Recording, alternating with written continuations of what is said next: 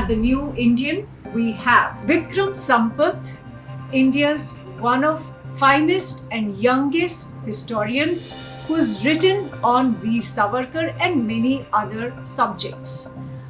But in the last few years, I think with his first book on Veer Savarkar, Savarkar Echoes from a Forgotten Past, he brought a paradigm shift in the thinking about historical figures whom we learned about in the last 70 years through what was taught in NCERT books. Now he has come with his second volume on Savarkar, A Contested Legacy.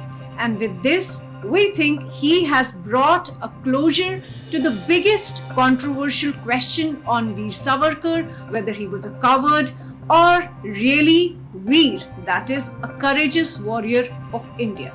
To our generation, even touching this subject was almost like, getting stigmatized yourself.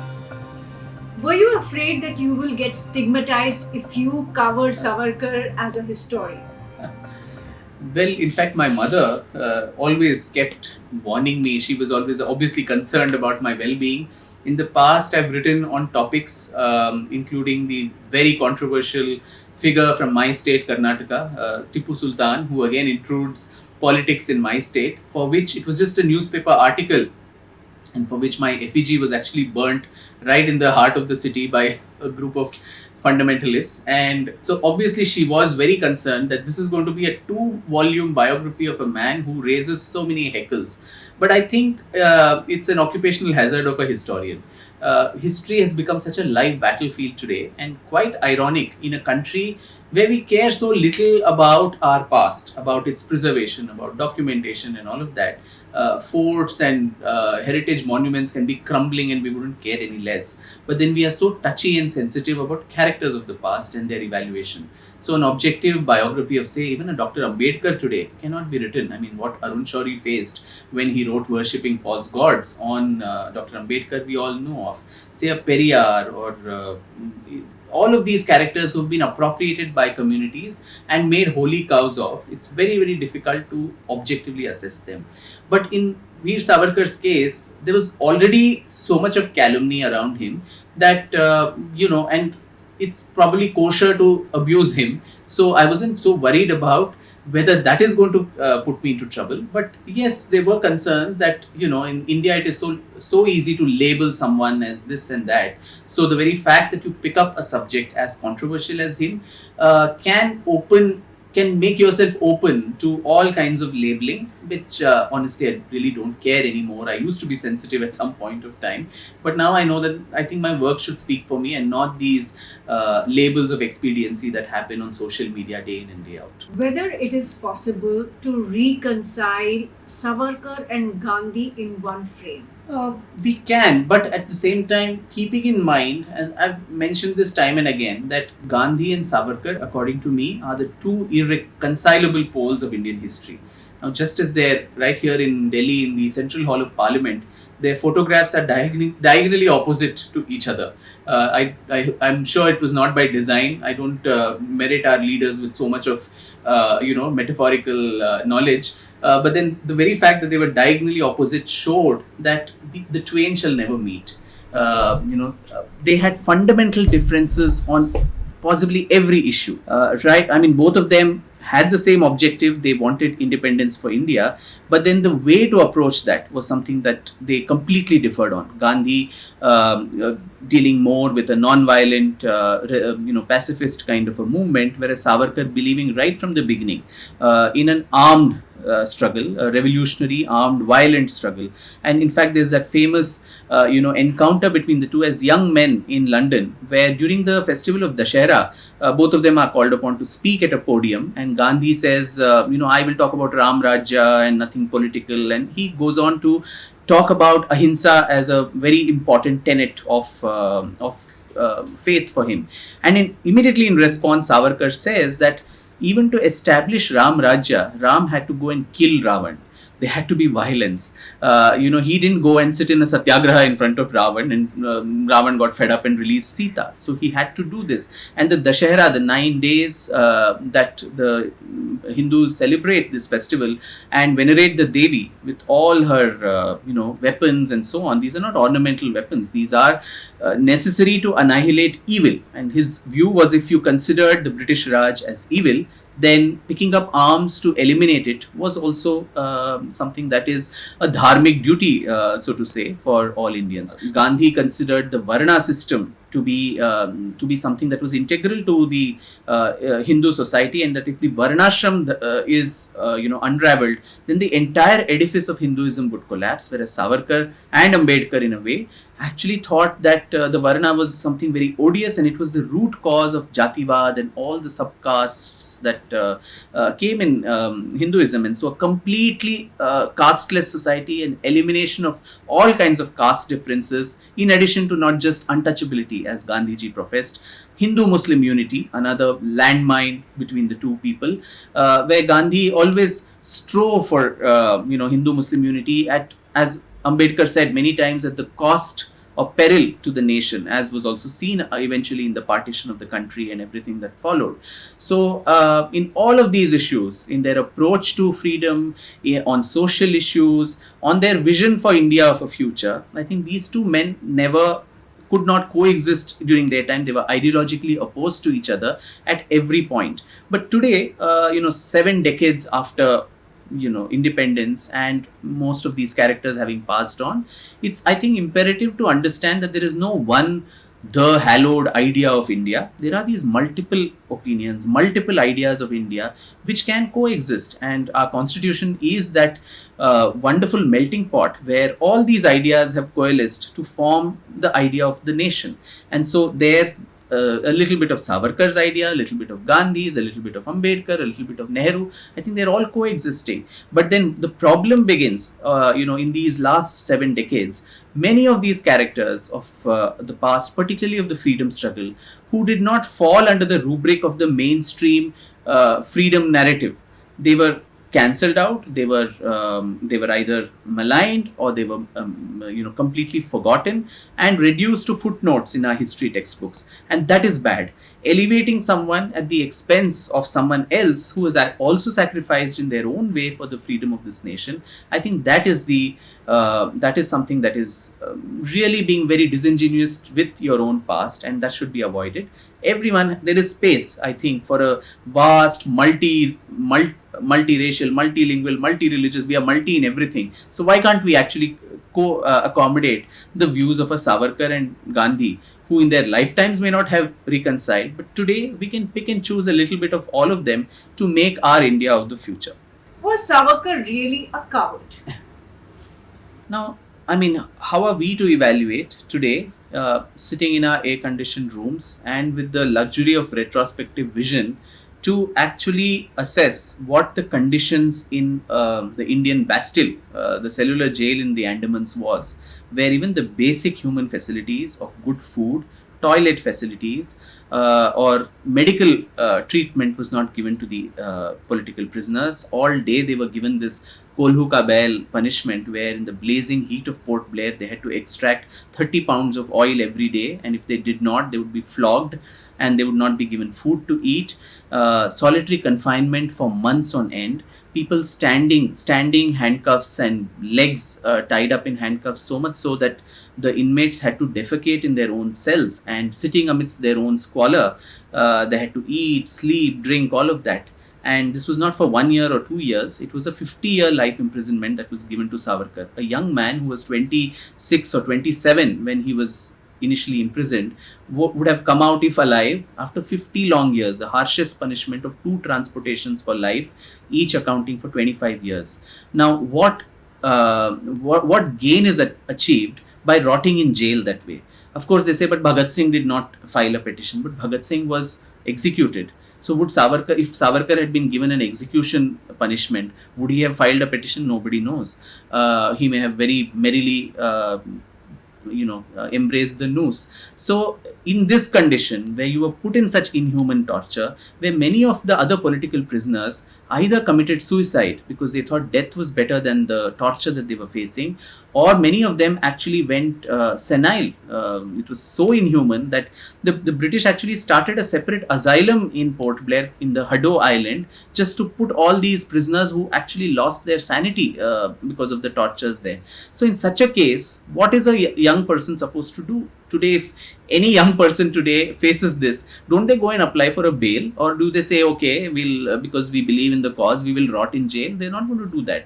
So you come out of jail, make yourself more useful for the country, and that was the entire strategy behind the whole petitioning, which was a normal recourse given not just to Savarkar but to several other political prisoners as a general amnesty, as a goodwill gesture by the British government time and time again. But the very fact that, after coming out of prison, he came out in 1924 under a conditional release that for 5 years he would not participate in politics, and he would also be restricted to the district of Ratnagiri in Maharashtra. Now, at the end of the 5 years, when his case came up for a review, the British would all the time refuse to let him off. From 5 years, that captivity actually increased to 13 long years. So my question is, if someone was a coward, a stooge who had sold out to the British would have actually made use of him. He was an educated young man. He was a trained lawyer in London. So his utility in the government, especially after 1937, when provincial government started getting formed in India, Savarkar could well have become the Prime Minister of Bombay State in 1937. The very fact that the British always viewed him with suspicion showed that they did not trust him or his petitions or whatever that he wrote. He was constantly under surveillance, and that was because not only Savarkar but also his elder brother Baba Rao and his younger brother Narayan Rao, all the three brothers, were constantly in touch with the underground revolutionary movement even while they were in Ratnagiri, doing social reforms ostensibly on the outside.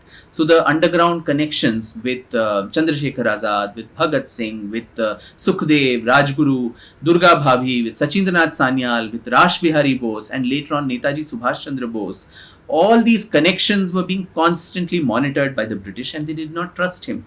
So that itself proves in a way that he was not a sold out stooge of the British, because if one had indeed sold out, the British actually took very good care of those who collaborated with them. They ensured that they were well kept. But that was not the case in Savarkar's case. The other thing that we often read is that Veer Savarkar was allegedly involved in Gandhi's assassination. When you look at the evidence, as you have done very rigorously in your two books, what does history tell us? So, Aarti, actually, I have accessed about 11,100 pages of the entire Mahatma Gandhi murder trial case papers from the National Archives of India, and the details are there in the appendix as to what were the documents that were accessed, and a comprehensive look at all of that ensures like what the trial court in 1949, after the Red Fort trial that was done in Delhi then for 1 year, keeping all of them in jail, it gave Savarkar a clean chit, and it was not, as is alleged, for lack of evidence, but because there was no evidence to actually link him to the murder. Now, of course, both Nathuram Godse and Narayan Apte, who were the main assassins, they were Savarkar acolytes before. They also formed, they were part of the Hindu Mahasabha. They had actually left the RSS, and they were not part of the RSS then. There was a lot of tension between the Mahasabha and the RSS, and many of Savarkar loyalists pulled out from the RSS and formed their own Boy Scouts, so to say, called the Hindu Rashtra Dal, of which Godse and Apte were a part, and they owed allegiance to Savarkar. It was almost like hero worship.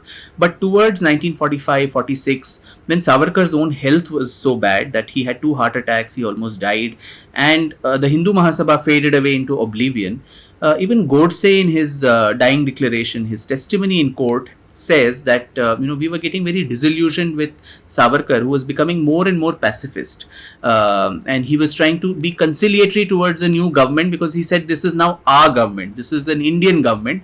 It may have its flaws, but we must cooperate with it. And so that kind of disillusioned many of these young Turks of the Hindu Mahasabha and the Rashtradal, and they decided to chart their own course. Now, how Savarkar came into the picture was on the basis of the testimony of a police approver, Digambar Badge, who made this very, very fantastic and outrageous claim that he himself, Godse and Apte went to Savarkar's house, and then Savarkar said in Marathi, "Yashasvi hoon ya," or "be successful and come back." And so that was construed as his advice or blessing to them, that please go and kill Gandhiji and be successful and come back. So it was an argument that had no feet to stand on, and the prosecution actually took all the papers, all the documents that were there in Savarkar's house, to try and see if there's any connection. There were letters, no doubt, between him and Godse and Apte, but those were organizational matters. It was never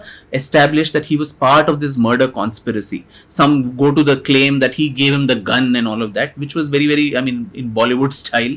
But then that is not what happened. Godse actually and Apte go to Gwalior, and they get this the pistol to kill Gandhi from one Dr. Parchure, who also becomes accused in the case. So a lot of myths float around, but the honorable court went through all these documents and then exonerated him. So after crossing so many Agni Parikshas and the highest court of the country having given him a clean chit, despite that, we keep bringing this albatross and hanging it on his neck only for current, political discourse and current political tussle between one party and the other. And I think that is very wrong, because there has to be some respect and, honor for the highest court of the country. If they have applied their mind and in their right mind exonerated someone, I think that should stay. What is the difference between Nehru's idea of India, which was constructed in nationalism, and Veer Savarkar's idea of India, which was also constructed in Hindu Rashtra? That's a fantastic question which has never been asked, because usually the foil is Gandhi versus Savarkar. Nehru and Savarkar are again two very different beings, and particularly I think the way they saw their past, and that in a way determining the future. Nehru, both of them wrote historical books. Nehru wrote The Discovery of India. Savarkar wrote on the 1857 uprising, which he called the first war of Indian independence. He also wrote a book called The Six Golden Epochs of Indian History. He was an amateur historian of sorts. So both of them were engaging with the past of India. But while I think, in my view, the Nehruvian version of India's past was with a sense of apology, with a sense of shame, where we almost feel apologetic about our heritage, about our past, which is exemplified in the manner in which he was opposed to the reconstruction of the Somnath Mandir, or where he even did not allow the President of India to go and inaugurate it, then Dr. Rajendra Prasad, or his differences with Sardar Patel on all of this.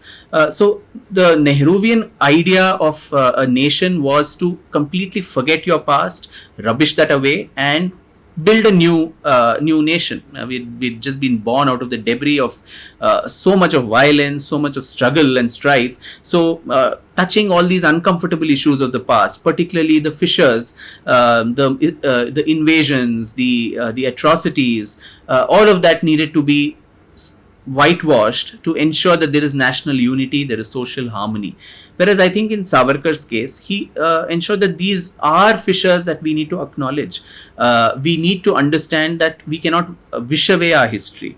If there have been invasions, if there has been a Hindu genocide in our past, if our temples and places of worship have been desecrated by invaders, we don't have to shy away from mentioning all of that. In those 6 golden epochs, there are gory details of all these, plunders and the rapes and the all of this that were done to our women, our places of worship, and all of that, which is an acknowledgement that this is what our past has been, but can we move forward from that? I think that closure with the pain of the past, to heal those wounds, to make peace with that, and to move on to a better future. I think that is always a better way to deal with with history than to almost assume that some things didn't even happen. I think that is what was, in my view, a Savarkarite view of history, and how we need to then shape our nation based on that. But on other issues, as I said, both of them would converge even on the idea of secularism, where even the most ultra right wing party of the time, the Hindu Mahasabha, and its so-called bigoted leader, the President Savarkar, always said that his conception of a Hindu Rashtra was one where everybody is treated as equals. He time and time again said, and I quote him, that the minorities don't even have to have a ghost of suspicion. Those were the words. That their legitimate political, religious, linguistic or cultural rights would be infringed upon, and if there is any such attempt, then the Hindu Rashtra will ensure that this is removed. Nobody is going to get extra concessions. The majority will not get extra benefits only because they are more in number, and vice versa, the minorities are not going to get any extra concessions only because they are less in number. Your faith is a matter of your house. Keep it there, and let it not intrude into public policy or in politics.